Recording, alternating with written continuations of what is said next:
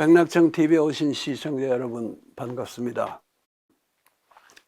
오늘은 마침 총선 직후라서 우리 백낙청 TV에서 하는 통상적인 프로그램을 약간 제껴두고 긴급 평정으로 현장 취재를 많이 해오신 장윤선 기자님을 모셨습니다. 우리가 보통 촬영을 하고 나서 편집해서 내보는 데까지 시간이 많이 걸리는데 이번에는 되도록 빨리 내보내려고 그러고 있습니다.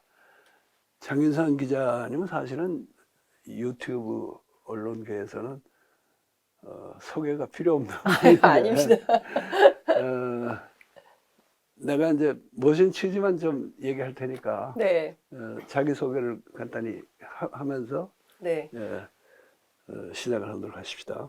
장윤선 기자님은 사실 얼마 전에 내가 저 장윤선의 취재 편의점이라는 데서 내가 출연해서 뭐 우리 옛날 인연도 간단히 말씀드리고 했는데, 장윤선의 취재 편의점이라는 유튜브 채널을 만들어 가지고 최근에 며칠이 아니고 여러 날 보니까 정말 어마어마한 취재 활동을 하시더라고요. 생중계도 많이 하시고, 그리고 사실은 또 총선 끝나고 나서가 이 유튜브 기자들의 이게 대목 아닙니까? 그런 대목에 시간을 내줘서 우리 같은 군소 매체에 출연해 주셔서 정말 감사합니다. 아유. 그럼 간단한 자기소개 해주시고요. 자기소개 하시면서 우리 시청자 중에서 그동안에 장 기자님 활동을 지켜보신 분도 있고 또 안 그러신 분도 계실 테니까 주로 어떤 취재 활동을 근래 하는지 그런 것도 조금 말씀해 주세요. 네, 안녕하십니까. 네, 장윤선의 취재 편의점에서 기자 활동을 하고 있는 장윤선 기자입니다. 백낙청 TV 시청자 여러분 이렇게 만나 뵙게 돼서 너무 반갑고 그리고 초대해 주셔서 너무 감사드립니다. 앞서 선생님께서 설명해 주신 대로 저는 아주 어릴 때부터 네, 선생님 글도 보고 그 논평하시는 것도 듣고 또 이제 인터뷰 같은 거 챙겨보고 그러면서 이제 성장해 온 학생 같은 존재가 아닌가라는 생각이 좀 드는데, 저는 사실 그동안 오랫동안 그 참여연대라는 시민단체에서 활동을 했고요. 그리고 뒤이어서는 오마이뉴스에서 활동을 했습니다. 처음에 뭐 사회팀에서도 일하고 또 통일외교팀에서도 일하고 그리고 이제 정치부에서 오래 활동을 했고, 그리고 나서는 이제 그 오마이뉴스 안에 장윤선의 팟짱이라는 팟캐스트를 새로 만들어서 프로그램 운영을 하고, 그리고 오마이 TV를 또 만들고, 그리고 오마이 TV 국장을 하고, 그러면서 2016년, 2017년 박근혜 국정농단 사태 당시에 촛불혁명을 현장에서 5개월 동안 단 하루도 쉬지 않고 예, 취재 활동을 했었고요. 그리고 나서는 이제 회사를 그만두고 TBS 텔레비전에서 장윤선의 이슈파이터라는 프로그램을 진행을 하다가 남편이 갑자기 해외로 발령이 나는 바람에 이제 중국에서 3년간 살다가 왔고요. 그리고 나서 다시 이제 프리랜서로 기자로 복귀를 한 셈이고, 오히려 이제 과거에는 제가 어떤 진영에 있었다면, 이제 올해 한 3년 정도 중국에서 살고 다시 이제 현장으로, 물론 이제 프리랜서 기자지만, 현장 복귀를 한 뒤에는 오히려 좀 진영이 없는 취재 무대가 돼서 오히려 국민의힘 쪽에 보수 진영의 취재가 잘 돼서 이상한 특종도 많이 하고 예, 재밌는 얘기도 많이 전달할 수 있었습니다.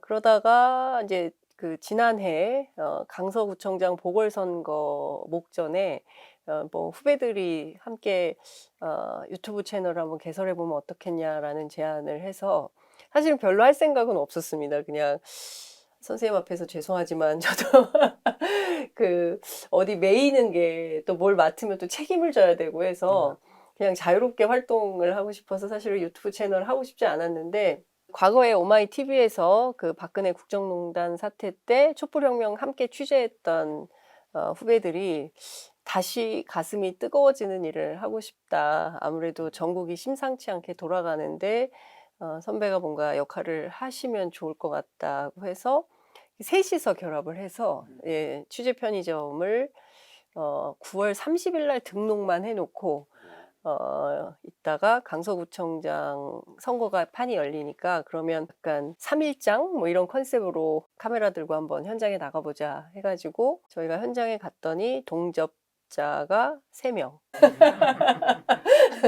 그래서 그렇게 시작을 한 게 한 5, 6개월 정도 이렇게 되는 것 같고 그 사이에 정말 많은 시민들께서 함께 해주셔서 구독자가 40만 4천 명이 넘습니다. 그래서 저희들도 놀랄 만한 기록을 세우고 있고 그 사이에 1억 뷰가 넘었습니다. 정말 어떤 날은 밤잠 자지 못하고 열심히 일을 하고 있고 오늘도 그 일하는 복판에 일하다 말고 중간에 예, 선생님 만나러 왔습니다.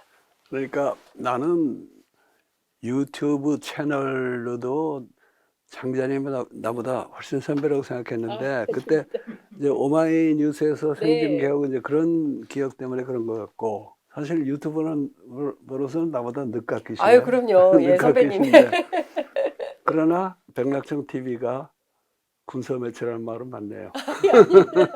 아유 아니십니다. 예, 그러면 우리 한 1부, 2부로 나눠가지고 네. 1부는 내가 주로 질문을 드릴게요. 네. 내가 이제 취재 기자를 상대로 취재를 좀 해보려고. 예. 우선 현장을 많이 다니시면서 이번 선거 결과를 어느 정도 예측을 하셨는지 또 그런 게 이제 하나의 심증으로 굳어진 것은 언제쯤이었는지 그게 좀 궁금하네요.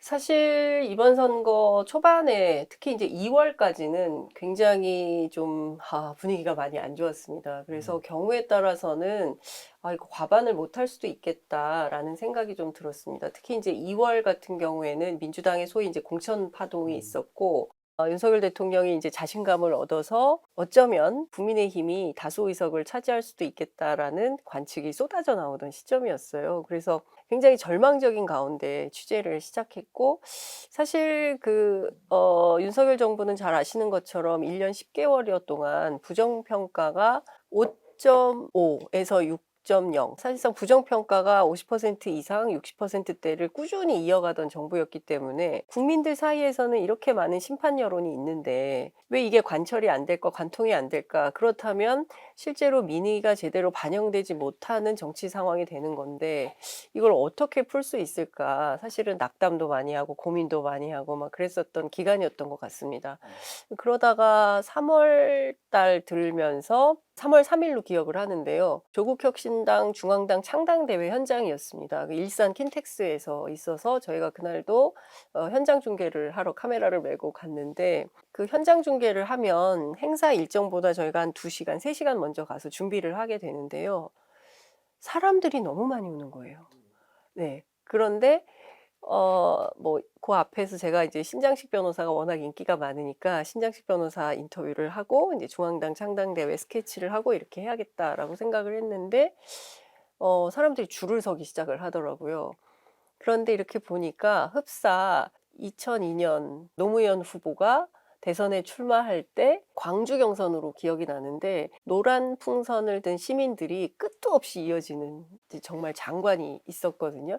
근데 그때부터 뒤집어서 노무현 후보가 기세를 잡고 시작하면서 이제 선거판이 바뀌었던 게 2002년 대선이었는데 그때 생각이 좀 나더라고요. 그런데 한 가지 차이는 그때는 뭐 3040, 그 젊은 세대 아주 어린 꼬맹이들 데리고 오는 그런 부모들이었다면 지난 3월 3일 그 조국혁신당 중앙당 창당대회에 오신 분들은 5060 그러니까 그분들이 20년 이제 연세가 드신 거예요. 그러니까 그때는 까만 머리들이 지금은 이제 희끗희끗해진 장년층이 돼서 또 줄을 서더라. 그래서 제가 그때 이번 선거 뭐 좀 다를 수 있겠다라는 직감이 좀 들었고요. 다 못 들어갔어요. 그 중앙당 창당대회가 뭐 한 3,000명 정도 넉넉히 잡아서 3,000명을 못 채울 수도 있겠다라고 생각을 했다는 거예요. 제가 취재해 보니까. 그런데 그 좌석을 다 채우고 그 콘솔이라고 하죠. 그 뭐 카메라 놓고 막 이렇게 하는데 그 자리까지 다 채우고 그다음에 복도에 줄을 섰는데도 다 어떻게 들어갈 수가 없어서 저희가 문 닫고 바깥에 나오니까 밖에도 또 사람들이 있고 그게 3층이었는데 2층, 1층에 이제 다 유튜브 켜놓고 취재 편의점 이런 거 보시면서 창당대회에 참여하는 시민들이 있더라. 그래서 좀 저는 그때 뭔가, 이 선거가 이번에 어쩌면 저는 그때만 하더라도 이준석 대표가 주도하는 총선이 될 거라고 생각했어요. 왜냐하면 워낙 반윤 전선에 이제 대척점에 서 있었고 아마도 보수 중심으로 편제되겠다라고 생각을 했는데 그날 제가 아니다. 다시 역사의 물줄기가 진보로 확 방향을 틀겠구나라는 생각이 좀 들었습니다. 그때부터 시작된 것 같아요. 그리고 나서 3월 10일이 이종섭 대사가 호주로 나가는 날이었는데 이종섭 전 장관이 이제 대사로 임명이 됐어요.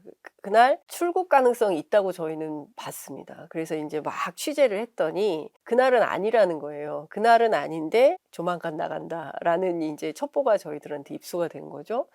그래서 그날이 이제 처음 나온 게 이제 금요일이었는데 금요일 날 저희가 혹시 모르니 한번 가보자고 해서 인천공항을 갔어요. 그래서 인천공항 가서 이제 VIP실이 2군데가 있다고 했는데 한 군데는 이제 공사 중인 걸 확인하고 그렇다면 여기밖에 없다. 이 길을 중심에 놓고 이제 취재 동선을 짰죠. 그래서 이제 이종섭 대사가 나가는 장면을 담아놔야겠다. 이것은 역사의 기록이다. 이렇게 생각을 해놓고 그럼 우리만 가면 이게 인천공항이 특수시설이기 때문에 경우에 따라서는 당신들 뭐냐 이제 쫓겨날 수가 있겠다라는 생각이 좀 들기도 하고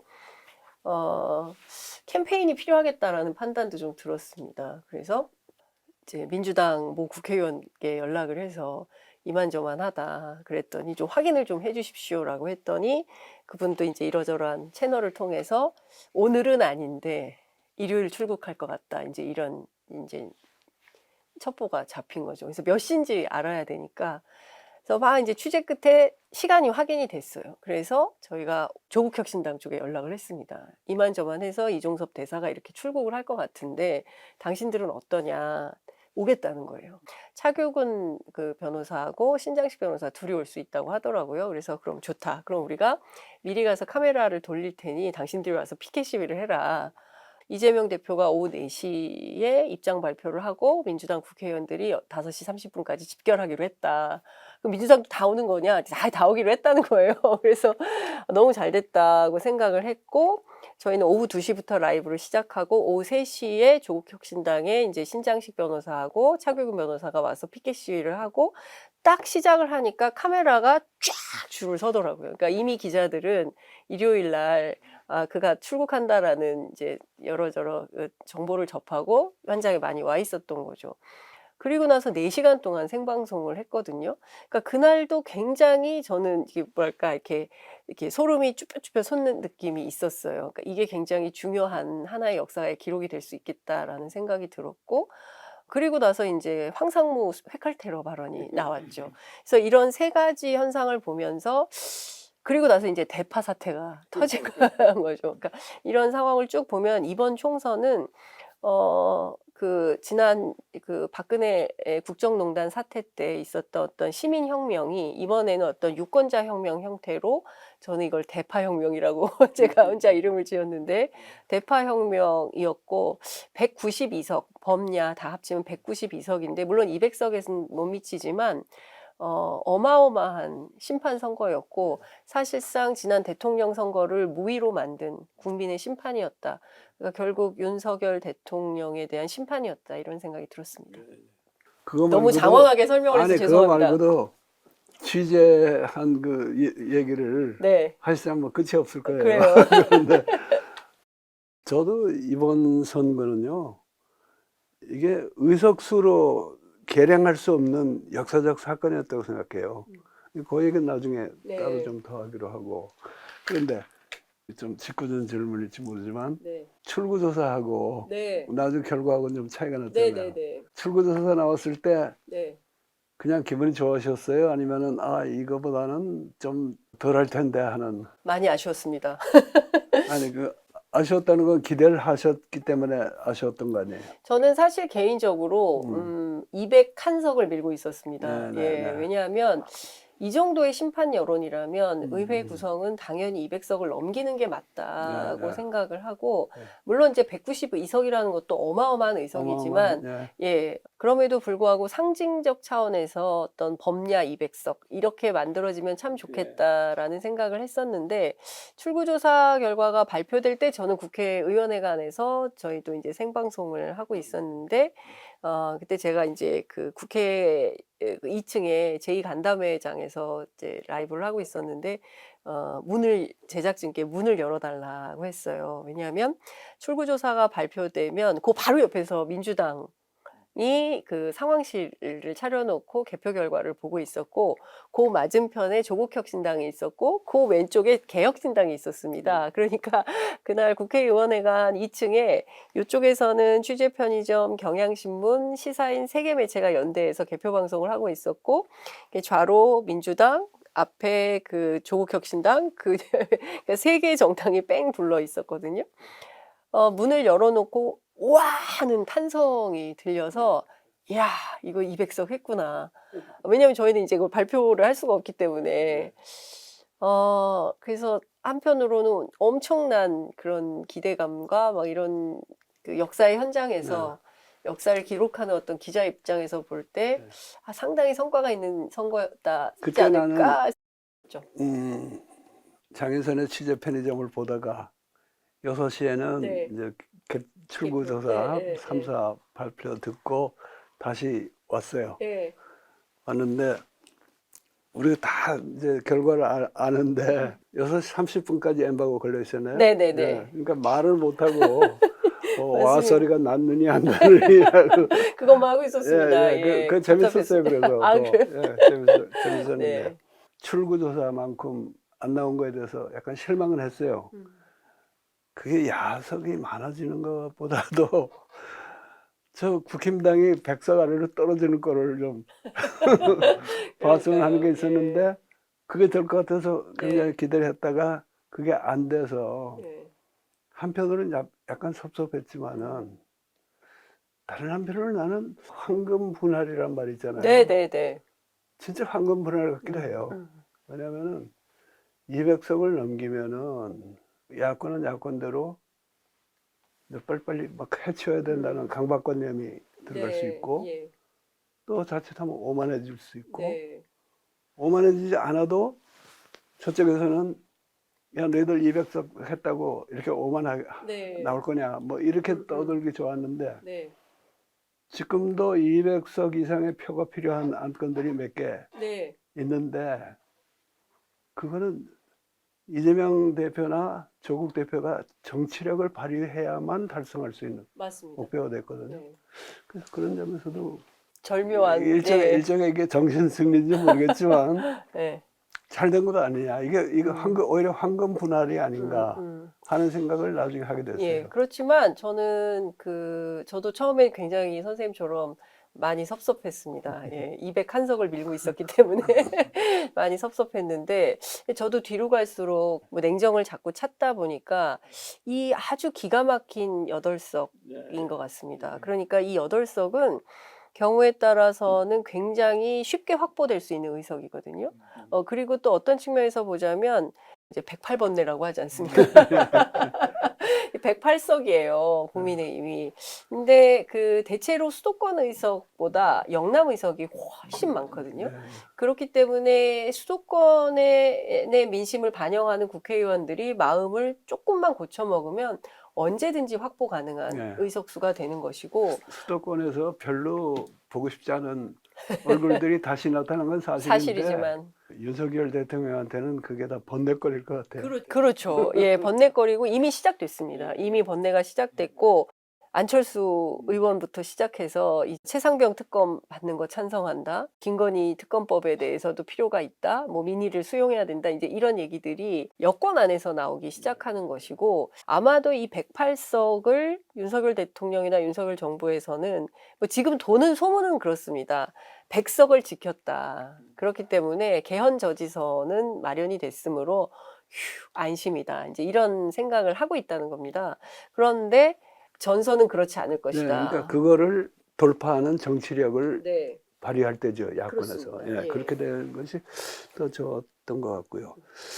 이번 선거의 뭐 특징이 많이 있겠습니다만은 과거 선거들에 비해서 유난히 눈에 띄는 점이 무엇이었는지 한두 가지. 우선 아까 이미 그 조국 혁신당 네. 얘기를 했는데, 조국 혁신당의 존재 자체가 굉장히 새로운 현상이었죠. 옛날에 제3세대 지대에는 이런 현상이 없었고, 이번에도 사실은 아까 말씀하셨듯이 제3시대 지대를 이준석이 가져가는 거 네, 아닌가 네, 하는 네. 그런 생각을 많이 했는데, 그래서 조국 혁신당의 역할도 있겠습니다만은 전체적으로 봐서 이번에 아주 유난히 두드러진 특징이랄까, 이번 선거에. 그리고 한 두 가지만 좀 짚어보시면. 민주당 지지자분들이 들으시면 좀, 뭐, 불쾌하실 수는 있는데, 사실, 지난 2월에 있었던 공천 파동에서 조금만 좀, 좀 잘 되었더라면 어땠을까? 더 훨씬 많은 이 이자를 기록할 수 있었지 않았을까라는 얘기를 합니다. 그러니까 막판에 이제 두 가지 변수가 있었던 것 같은데요. 하나는, 양김. 그러니까 양문석, 김준혁 두 분의 어떤 이슈가 상당히 그 중도층의 표심을 많이 흔들었다. 이제 이런 부동층의 표심을 흔들었다라는 분석이 하나가 있고요. 또 하나는 범야권 200석이 되면 뭐가 된다 한 얘기를 제일 많이 한 게 한동훈 위원장이거든요.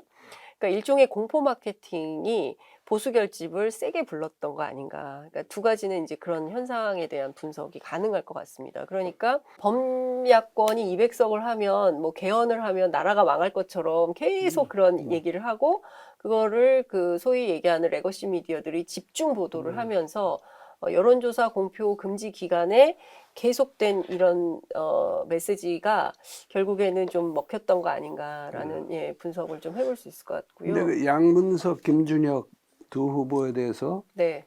그 지역구 유권자들은 뭐 전혀 별로 개의치를 않았던 것 같아요. 그런데 김준혁 후보 지역인 수원정 같은 경우에는 네.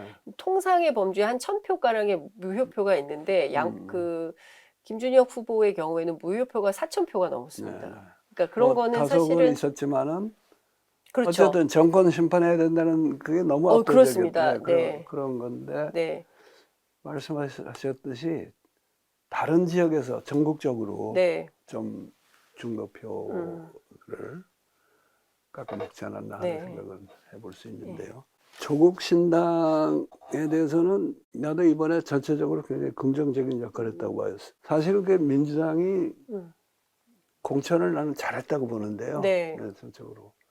전체적으로. 예, 그렇습니다. 그 공천이 잘 되기 위해서 진통을 겪는 과정에 또 이 레거시 미디어들이 한겨레 포함해서 네. 하도 두드려대니까 잠시 이렇게 그렇습니다. 했던 거 했을 때 기운을 확 살려준 것이 조국 혁신당이었고, 캠페인을 참 잘했어요. 내가 보니까 조국 혁신당이. 그렇긴 하지만은 민주당 지지자 입장에서는 또 뭡니까, 민주비례연합, 네네네. 더불어민주연합. 민주연합. 네.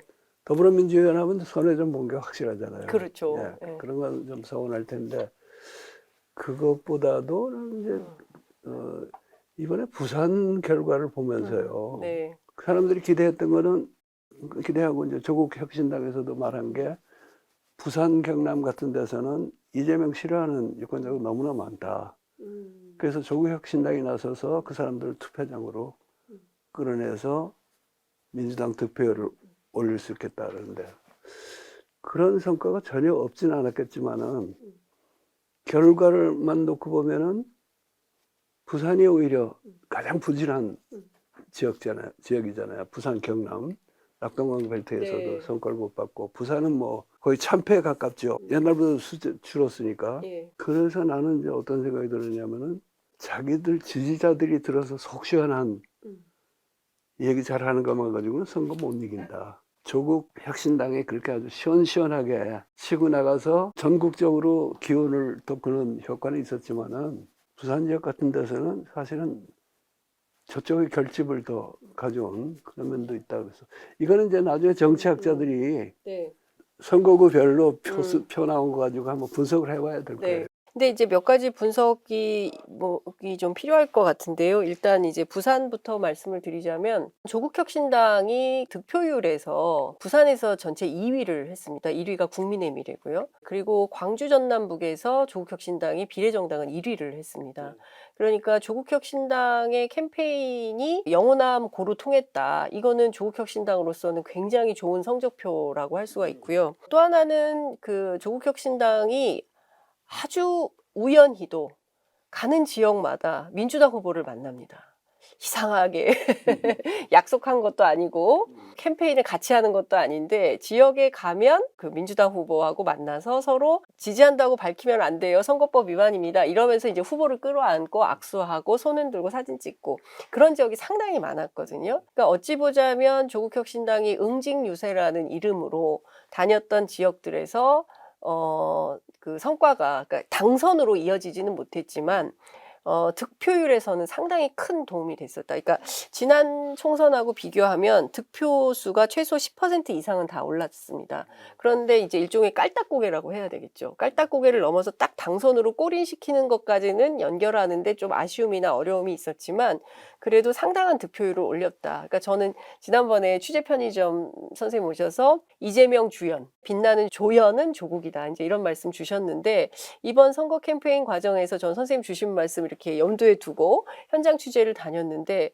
그걸 확인할 수 있는 현장들이 굉장히 많이 있었습니다. 물론 이재명 대표와 조국 대표가 직접 현장에서 크로스해서 만나거나 뭐 이런 현장은 없었지만 다니는 곳곳마다 이른바 이제 민주당의 아주 초박빙 지역들을 중심으로 그 조국 대표가 다녔거든요. 그러니까 그런 측면에서 보면 큰 틀에서의 따로 또같이 연대 전략, 그러니까 선거 연대 전략을 민주당과 조국혁신당이 함께하고 있었던 거 아닌가.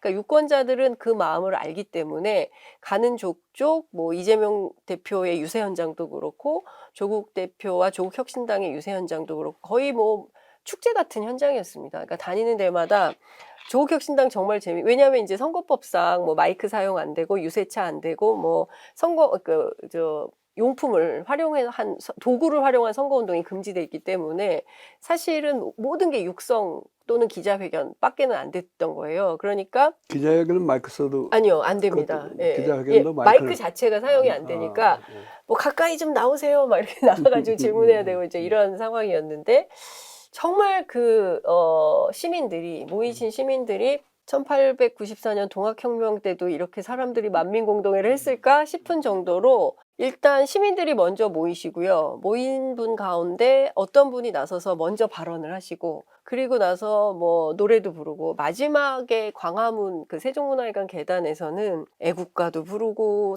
아침 이슬도 부르고 임을 위한 행진곡도 부르고 그러니까 일종의 연대 저는 어떤 그런 뜨거운 연대 그 시민들이 만들어가는 새로운 유세 문화 현장 대파도 등장하고 뭐 요만한 손팻말도 등장하고 그냥 뭐 해악과 풍자가 넘치는 너무너무 많은 스토리가 나와서 정말 재밌게 취재했습니다. 그래서 저는 그 앞서 이제 숫자로는 그런 게 있고 큰 틀에서 보자면 연대 연합 큰 틀에서는 어떤 통합의 가치를 가지고 지역에서는 분명하게 1대1 구도를 만들고요. 이제 국민의힘과 민주당이 1대1 구도를 만들고 비례에서는 경쟁을 했지만 전체 파일을 놓고 보면 3분할 그러니까 국민의힘 17석, 그다음에 민주연합이 14석, 그리고 조국혁신당이 12석. 다 합치면 사실 조국혁신당이 더 많은 의석을 차지하게 알죠. 양진영이. 그것도 황금 분할의 일부라고 봐요. 맞습니다. 조국혁신당이 10 플러스 알파인데 사실은 아마 12석 이상을 기대했을 거예요. 근데 그건 안 나왔지만 네. 12석이면은 원내 제3당에다가 법안 단독 발의할 수 있고 뭐 그만하면 이제 말하자면 조연 역할을 하기에는 충분한 표를 준 거예요, 국민들이. 그러나 더불어민주연합보다 더 주지는 않았어요. 맞습니다. 네. 예. 그것도 유권자들이 현명한 네. 선택이라고 봅니다. 그러니까 누가 주연이고 누가 조연인지를 명백히 해준 거예요. 네. 사실은 더불어민주연합이 12석밖에 못하고 조국이 14석을 했다고 해서 그 지연과 조연의 역할이 바뀔 수는 없는 거거든요. 이제 그럴 바에는 더불어민주연합 쪽을 조금이라도 더 준 것도 잘한 거라고 생각이 되고, 생각할수록 이건 참 절묘하게 한 결과가 나왔다. 네. 그렇게 생각이 됩니다. 개별 지역구 중에서 특별히 주목할 현상을 네. 한 두 가지만 말씀해 주세요. 음. 이게 기자들이 나한테 물을 때는 네. 딱 하나만 말해보라 그러는데 나는 그런 질문 받으면 갑자기 머리가 하얘져. 예. 하나를 어떻게 올려놔가지고. 저도 이제 몇 가지, 예. 일단 저는 서초을 굉장히 주목을 했습니다. 서초을. 제가 이제 서초동에서 만난 유권자, 아니, 양재동이었죠. 유권자 한 분이, 제가 여기 40년 서초동에서 살았는데요. 민주당 한 번도 당선된 적이 없습니다. 그리고 양재동 사거리에 민주당이 유세하는데 이렇게 많은 시민이 모인 것은 본 적이 없습니다. 이제 이런 말씀 하셨어요. 초반에 한 20% 이상 격차로 홍익표 대표가 지고 있었어요. 그런데 막판에 제가 깜깜이 기간에 1.2%포인트 앞선 조사가 나왔다는 얘기를 들었거든요. 그러니까 지금은 이제 말해도 되니까. 그래서 상당히 고무돼 있었어요. 그러니까 경우에 따라서는 뭐 결과를 봐야 되겠지만 홍익표 대표가 이기는 이변이 나올 수도 있겠다. 그러니까 그렇게 하면 200석을 확실히 넘길 수 있는 그런 수준까지도 압도할 수 있는 상황이 됐는데 아쉽게도 이제 거기까지는 미치지 못했고 결국 서초에서는 보수 정당인 이제 TV조선 앵커가 당선되는 결과가 나왔지만 그 현장에 모였던 유권자들의 에너지나 열기는 굉장히 뜨거웠다. 그리고 예컨대 그게 그 소선구제가 아니라 중대선거구제였다면 충분히 국회로 갈 수 있는 정도의 그 득표율을 했다면 그건 굉장히 의미 있다라는 생각이 좀 들고 사실 뭐 과거에 뭐 강남 좌파 뭐 이런 얘기도 있었지만 서울에서 유일하게 인구가 줄지 않고 늘어나는 지역이 있으니 그게 바로 강남과 서초 지역입니다. 예. 그러니까 전체 해서 그 지역이 170만 명이 되는데요. 여기에서 진다면 민주당의 차기 서울시장 선거에서 유리한 고지를 차지하기가 어렵다. 그렇기 때문에 강남 서초에 새로운 전략이 필요하다라는 거죠. 그런데 제가 현장에서 그 취재를 통해서 아주 유권자로부터 제가 귀가 뻥 뚫리는 얘기를 들었는데 민주당은 그동안 후보 전술이 좋지 않았다. 그러니까 괜찮은 후보, 그다음에 캠페인 전략도 좀 좋았다면 민주당이 얼마든지 해봄직한 그런 지역임에도 불구하고 그동안 후보도 그렇고 캠페인 전략도 그렇고 국민의힘 혹은 보수정당에 비해서 상당히 뒤지는 이런 상황이었다. 그래서 이번 선거를 기화로 해서 뭔가 새로운 캠페인 전략이 필요한 지역이 됐다. 그러니까 뭐 부자들의 동네고 저기는 안 돼. 이게 아니라 해볼 만하다라는 생각을 해야 된다라는 이제 유권자 이제 주장이 있었는데 저는 충분히 설득력 있는 그런 그러니까 다음 선거는 좀 한번 새롭게 도전해 볼 필요가 있는 그런 지역이 아닌가라는 생각이 좀 들었고요. 또 하나 지역을 꼽으라고 한다면 역시 부산입니다. 부산 경남 지역에서 저는 상당히 부산말로 디비진다. 예, 뒤집어질 거라고 득표율은 꽤 높았죠. 높았습니다. 네, 예. 의석익수가 안 나왔죠. 그러니까 득표가 상당히 됐는데, 그러니까 이제 앞서도 말씀드렸지만, 그러니까 간발의 차이로 당선되지 못하는 뭐 그런 지역들이 조금 있어서 그게 매우 아쉬웠고, 양산 같은 경우에도 사실은 김두관 후보가 상당히 이제 경쟁력을 확보했는데 막판에 이제 개표를 하니까 이제 뒤집어져서 김태우 후보가 당선되는 이런 게 됐는데요. 그러니까 그런 측면에서 보자면 여전히 민주당이 좀 관리하고 도전해야 되는 지역이 있지 않나라는 생각이 좀 들고 마지막으로 TK 지역입니다. 그러니까 대구 경북 지역을 고립된 섬으로 그냥 치부할 것인가. 그러니까 소위 이제 이번 선거 초반에 대구 경북 지역을 뛰는 뭐 임미애 후보라든가 그분들이 어떤 얘기를 했냐면 일종의 민주당의 대구 경북 출신 그 유명한 스타 정치인들이 뭐 예컨대 뭐 이재정 의원, 서영교 의원 뭐 이런 등등의 사람들이 좀 편대를 이뤄서 대구 경북에 쫙 내려와서 좀 캠페인을 해보면 대구도 변화할 수 있다, 경북 지역도 바꿀 수 있다. 왜 그런 노력을 안 하냐? 이재명 대표가 안동 출신이니까 거기에 와서 좀 같이 출마하면 어떻겠냐? 뭐 이제 이런 얘기를 했었거든요. 근데 이번에도 사실은 민주당의 전략 속에 대구 경북 지역은 빠져 있었습니다. 그리고 아니나 다를까 완전히 이제 국민의힘 밭으로 이제 변화됐는데 현장 취재 다니면서 특히 이제 국민의힘 정치인들을 만나면 이제 아주 자주 하는 얘기가 있어요. 아, 우리는 과메기만 꽂아도 당선돼. 우리는 물미역만 세워도 당선돼. 그러니까 특별히 그 선거 캠페인 할 필요 없고 선거운동 시작하면 다 집에 가서 문 닫고 안 나온다는 거예요. 그래서 왜 그렇게 합니까? 나갔다가 실수하면 표 떨어지니까 차라리 아무것도 안 하는 게 낫다. 그래서 집에 있는다는 거예요, 후보들이. 그래서 야, 이건 정말 너무하다. 그러니까 민주당이 이제 전국 정당화를 꿈꿨던 정당이고, 그리고 과거에 비해서 유권자 지형이 굉장히 저는 이번에도 집단지성의 힘 같은 걸 많이 느꼈는데요. 그러니까 유권자들이 굉장히 수준이 정치의식이 높아졌기 때문에 예전처럼 그렇게 하지 않고 새로운 어떤 변화된 전략으로 접근을 한다면 얼마든지 도전해서 성공할 수 있는 그런 지역임에도 불구하고 여전히 대구 경북이 불모지처럼 돼버린 게 매우 안타깝습니다. 네네. 근데 제가 대구에서 한 분이 이제 비가 많이 오는 날이었는데요. 어떤 분이 제 팔을 이렇게 딱 잡아 끌면서 장 기자님, 대구에서 저희 민주당은 한 표가 100표입니다. 이렇게 얘기를 하세요. 근데 저 그 말을 굉장히 울컥했거든요. 그러니까 대구에서 일종의 이제 민주화 운동을 하고 대구에서 민주당을 지지하고 대구에서 진보의 가치를 얘기하고 이게 그 자체로 이분들에게는 어떤 그 혁명적 예, 삶이구나. 나도 그런 분들 좀 아는데요. 네. 대구 경북에서 소위 재야 운동을 한다든가 민주당 쪽을 지지해준 분들은 정말 흔들림이 없어요. 다른 지역하고 달라. 예, 무슨 이길 것 같으면 하고 질 것 같으면 안 하고 그런 게 네네네. 없더라고요. 예. 예, 그럼 마지막으로 하나만 더 네. 물어볼게요. 네. 지금 의석수가 다 확정되고 결과가 발표된 이후에 또 며칠 흐르면서 굉장히 여러 가지 사건이 벌어지고 있잖아요.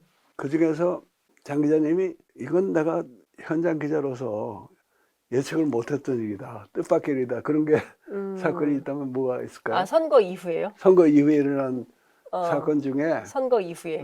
이게 네. 이거 참 진짜 새로운 뭐다 그렇게 느껴지는 건 없었습니까? 지금 선거 끝나고 이제 사흘째인데요. 4월 10일 그리고 11일, 오늘 12일인데 저는 사실 윤석열 정부가 192석이나 되는 정말 큰 의석을 야권에 이렇게 몰아줬음에도 불구하고 대국민 담화가 없다는 게 너무 실망스럽고, 아니 물론 그럴 줄은 알았지만 야, 그러니까 이건 그래도 이건 놀라신 건 너무, 아니고. 예, 놀란 건 아니고 너무 심하다. 이렇게까지 민심을 역행하는 정부, 정치인이 있었나? 이분은 정말 정치를 모르는 건가? 아니면 이래도 된다고 생각을 하는 건가? 정말 도무지 납득할 수 없는 일인 것 같고요. 그리고 선거 이후에 지금까지 뭐 깜짝 놀랄 만한 일은 없었던 것 같은데요. 잘 생각이 안, 제가 잠을 잘 못 자가지고 지금 뭐 특별한 일이 아니, 있어요. 나는 잠을 충분히 잤는데 별로 깜짝 놀랄 일은 없는 것 같아요. 예, 그러니까 이런 거죠. 그러니까 예측됐던 일들이 벌어지고 있기는 하고, 그렇지만 저는 다음 주에 이제 윤석열 대통령이 뭐 본인의 입장을 발표를 한다고 하는데 그 입장 발표 속에 어떤 내용들이 담기느냐에 따라서 이후에 상당히 후폭풍과 여진이 클 것이고, 경우에 따라서는 감당하기 어려운 또 다른 파도가 오고 있지 않을까, 오고 있는 것은 아닌가라는 생각은 듭니다.